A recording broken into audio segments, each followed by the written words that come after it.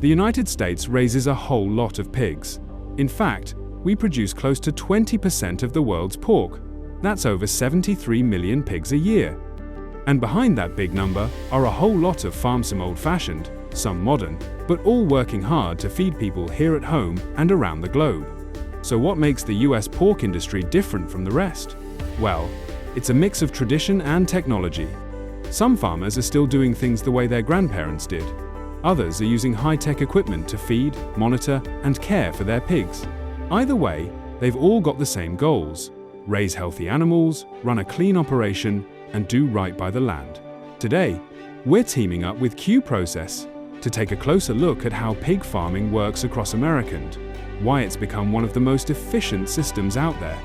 Over the last decade or so, the US has become a real heavyweight in pork production.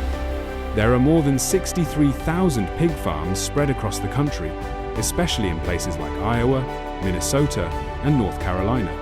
Some of these are small family farms. Others are massive commercial operations, but they all do their part, whether it's putting pork on American dinner tables or shipping it overseas. Right now, about 3/4 of all the pork we raise is eaten right here at home. The other quarter goes to countries like Japan, China, and Mexico. And to keep up with all that demand, a lot of farmers are leaning into technology to help them raise pigs more efficiently and more sustainably too. Now, not every pig farm looks the same. Some are small farms, usually out in the countryside, where pigs still get space to roam, or are raised in small barns. This kind of setup is more common down south, in states like Texas, where free-range farming is still hanging on. Then you've got the big operations, especially in Iowa, Minnesota, and North Carolina.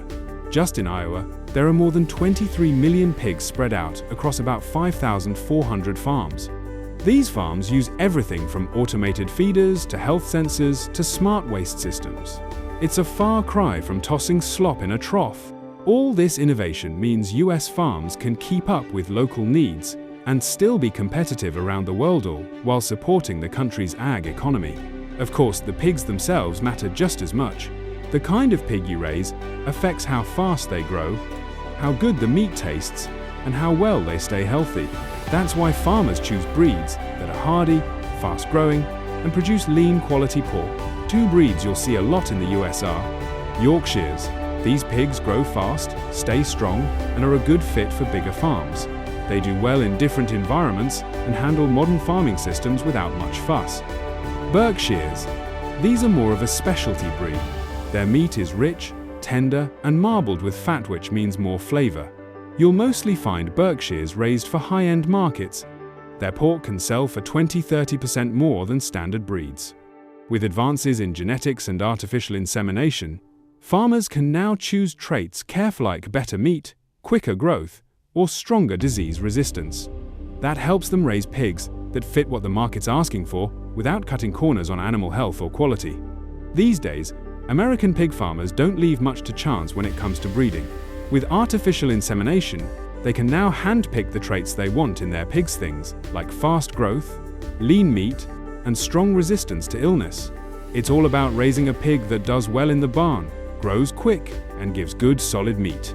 Dr. Gangorley, a well-known animal nutrition guy, summed it up pretty well. He said Yorkshire pigs are a solid choice for bigger farms. They grow fast, don't get sick much, and handle the hustle of commercial barns just fine. Berkshires, though, are more of a premium pig. Their meat is richer, more marbled, and folks will pay top dollar for it. So it really depends on what market you're raising for. Genetics have come a long way. Back then, you bred 2 pigs and hoped for the best. Now, it's more like setting up a game plan. Farmers look for pigs that don't just grow fast, but also use feed more efficiently and stay healthy. That means less wasted money, fewer problems, and better meat on the table. Between good breeding and today's equipment, it's no wonder the US is still a leader in pork production. Not just in numbers, but in quality too. Now, once a sow is bred, the real work kicks in. She carries the litter for about 114 days. When it's time to give birth, called farrowing, she needs close watch. Piglets usually come every 15 minutes or so. It can be a long, stressful process, especially for the first-timers. The moment those piglets hit the ground, keeping them warm is priority number 1. They can't hold their body heat, and if they get chilled, they don't last long. Most barns have heat lamps or warming pads ready to go. Ideal temp is about 75 to 77 degrees. It's not just for comfort, it's for survival. Right away, they start nursing, and the sow gets fed a higher energy ration to help her keep up with milk production.